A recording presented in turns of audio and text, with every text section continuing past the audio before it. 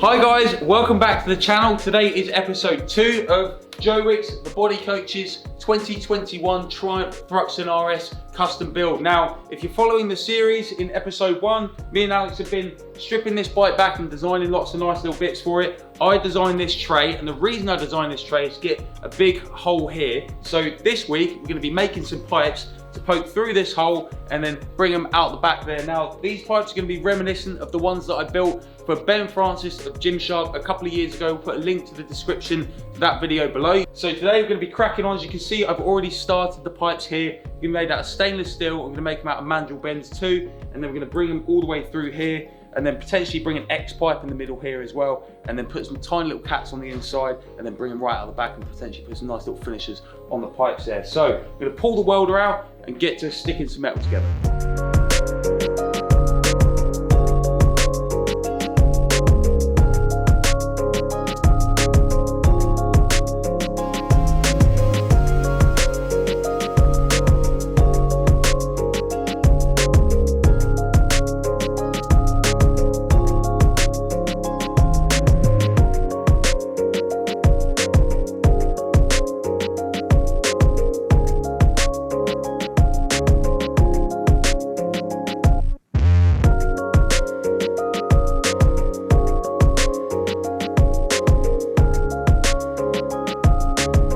Right, I've basically brought it round and I'm doing both sides. I'm gonna build both sides at the same time. So whatever I measure, whatever I cut, I'll just do it times 2, and then I'll know that they'll be exactly the same both sides. Now, it is difficult to build an exhaust that goes by both pipes of these engines because they have this big lump this side and then there's nothing that side. So there's no datums, real datums to measure from. And also the heads are, the exhaust ports are at different heights on these too. So this one's slightly higher, which is a bit of a nightmare really for measuring things. So a lot of it is done by eye and just getting as many datums off the bike as possible. So I brought it round, I brought it up. Now we're gonna have to bring it across again and then in, and then that's how we're gonna bring it around the back. So I've done this side, so it's time to jump onto the other side with the matching exhaust components and then do the same that side.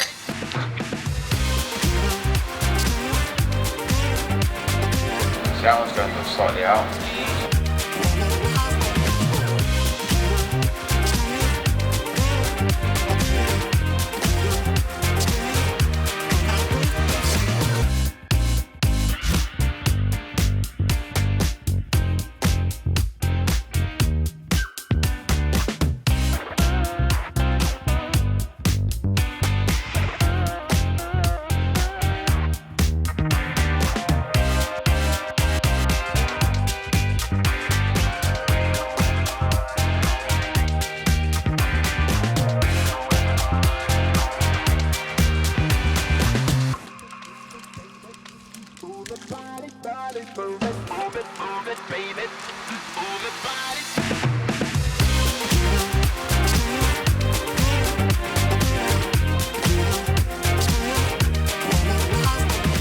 Okay, so the exhaust is all tacked up now. So what that means is that I've cut all of the angles, both sides, and got them nice and even, and put just a little spot of weld around all of the connections just to make sure that I'm happy with everything lining up. If I need to adjust it, I can just heat up that little tack weld, move it, and then stick it back on. So that means that the exhaust is very, very nearly done. What I need to do now is mount the back of the exhaust to these rubber mounts at the back here. And then once that's welded on, then I'll be able to do the final welding, weld it all into one piece, both sides. It'll be interesting to see if I can get these out in one piece, because I might need to split them, probably split them in the middle here, but we'll see. It'd be really nice if I can keep them as one piece too. I'm also not going to cut or dress the back here yet, because I'm not sure what shape Alex is going to come up with the back of this yet, and I want it to match. So we've left a really big gap here. So what that means is that under here, we're going to make this tray out of metal, and the reason being is because it's going to get really quite warm under here as well. So I've got Alex to add in some little heat sinks as well, some heat sink bins, so they're going to match the front of the on the engine there too. So I just needed to account for them, and we also need to account for a bit of space under here for when we put on our new back piece. So what I'm going to do now is get to making these rear supports and make sure it's all rubber mounted so we can account for any sort of growth in the metal as it heats up and expands and contracts as it cools down. So I'm going to get to that, try and make it as neat as possible, and try and make it really nice and easy to get in and out on the exhaust tip.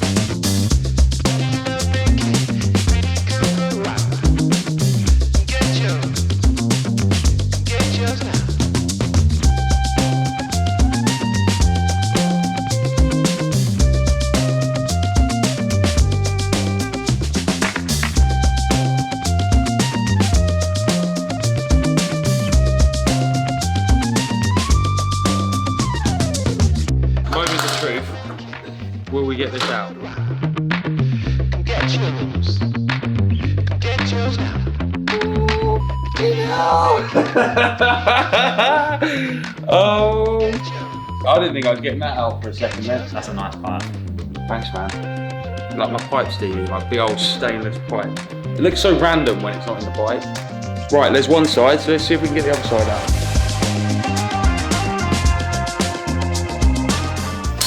So scratch it, Jody. Spin. Pivot. This is gonna look so good when we polish this. I can't wait. It's world exciting.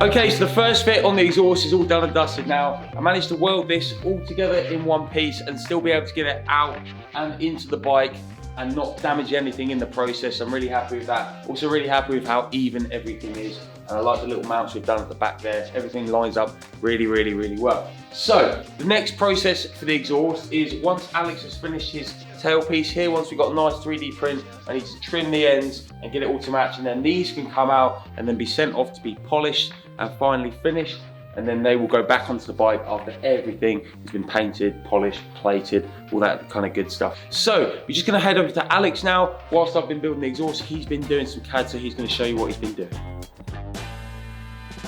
So as Jody was saying, he's been finishing this exhaust. I love it. I've never even seen one done like this the whole time I've been here.